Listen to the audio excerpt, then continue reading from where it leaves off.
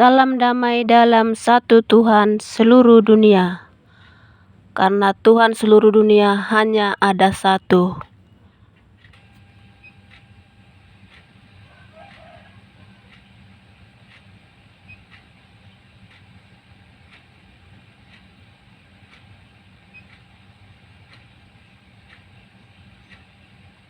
Mengikut Yesus keputusanku,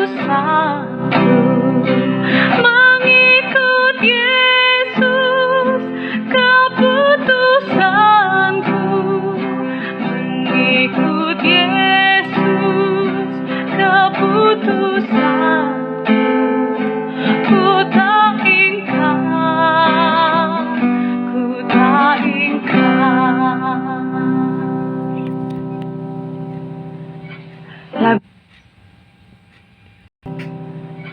Lagu yang saya nyanyikan tadi pasti sudah tidak asing bagi kita umat Kristen, bahkan sangat familiar.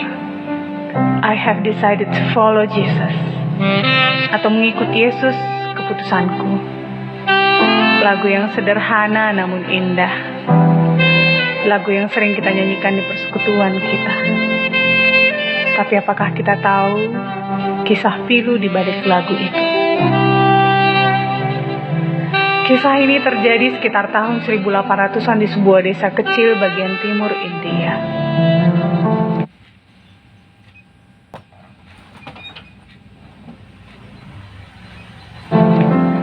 Desa tersebut dihuni oleh beberapa suku yang masih primitif. Ada sebuah keluarga yang terdiri dari suami, istri, dan 2 orang anak mereka, yang memutuskan untuk menerima Yesus Kristus sebagai Tuhan dan Juru Selamat mereka. Mendengar hal tersebut, kepala suku menjadi sangat marah dan memerintahkan semua warga untuk berkumpul di alun-alun desa dan memanggil keluarga yang sudah menerima Yesus tersebut untuk diadili di tengah-tengah warga. Kepala suku menatap mereka lalu berkata kepada pria tersebut, "Jika engkau dan keluargamu tidak menyangkal Kristus saat ini juga, kamu dan keluargamu akan mati." Pria itu tidak tahu harus menjawab apa atau berbuat apa. Hanya satu kata yang terlintas di kepalanya, yaitu penggalan lagu yang dia ciptakan sendiri ketika ia pertama kali mengenal Yesus sebagai Juru Selamatnya. I have decided to follow Jesus. No turning back, no turning back. I have decided to follow Jesus. I have decided to follow Jesus. I have decided to follow Jesus. No turning back,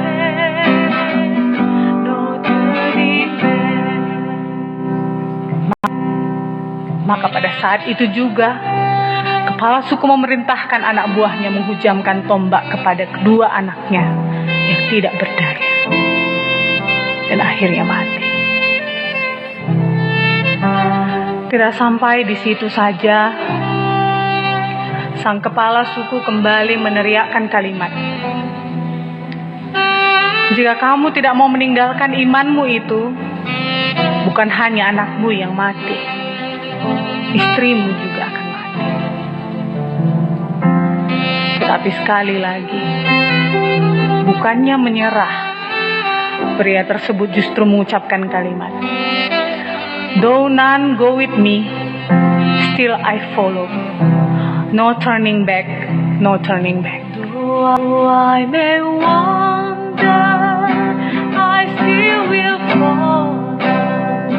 Though I may wander, I still will follow.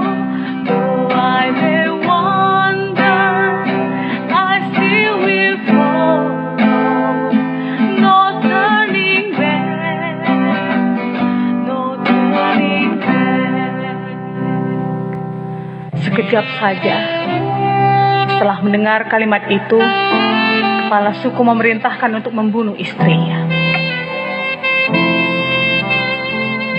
Setelah kematian istrinya yang tragis, pria itu diberi satu kesempatan terakhir untuk menyangkal Kristus dan berbalik dari imannya itu. Tetapi dengan mantap pria itu berucap, "The cross before me, the world behind me. No turning back, no turning back. The world behind me, the cross before me. The world behind me, the cross before me. The world behind me, the cross before me. No turning back, no turning back." Ternyata itu menjadi ucapan terakhir yang keluar dari dirinya, karena kepala suku itu kemudian membunuhnya. Meskipun pria tersebut dan keluarganya menjadi martir pada saat itu, ternyata kematian keluarga itu berdampak besar sebagai jalan masuknya Injil Kristus diterima dan berkembang pesat di daerah itu. Karena sesuatu yang luar biasa terjadi. Beberapa waktu berjalan, kepala suku menjadi terganggu dan penasaran. Mengapa ada orang yang begitu kokohnya percaya dan beriman kepada pribadi yang bernama Yesus Kristus? Hal itulah yang membawa kepala suku akhirnya bertemu secara pribadi dengan Kristus dan menjadi percaya karena kesaksian hidup keluarga yang telah ia bantai.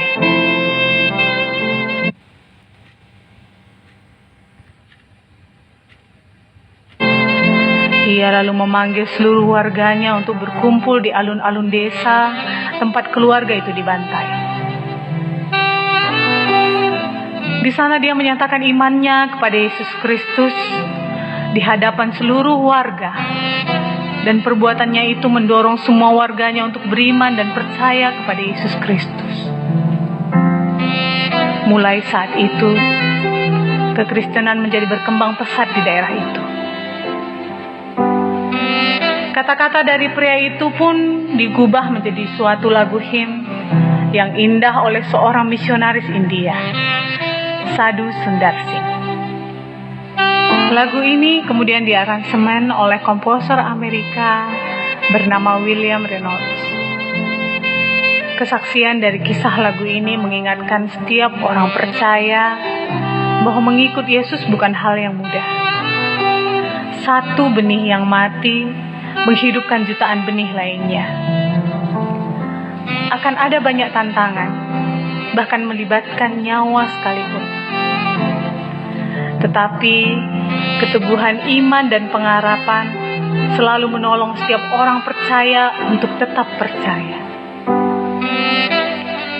Tantangan dalam setiap zaman bisa berbeda-beda, tetapi prinsipnya adalah tetaplah kuat berpegang pada iman kita kepada Yesus. Kiranya kita dimampukan untuk tetap memegang teguh iman kita kepada Tuhan, hingga Ia mendapati kita setia sampai akhir hidup kita. Amin.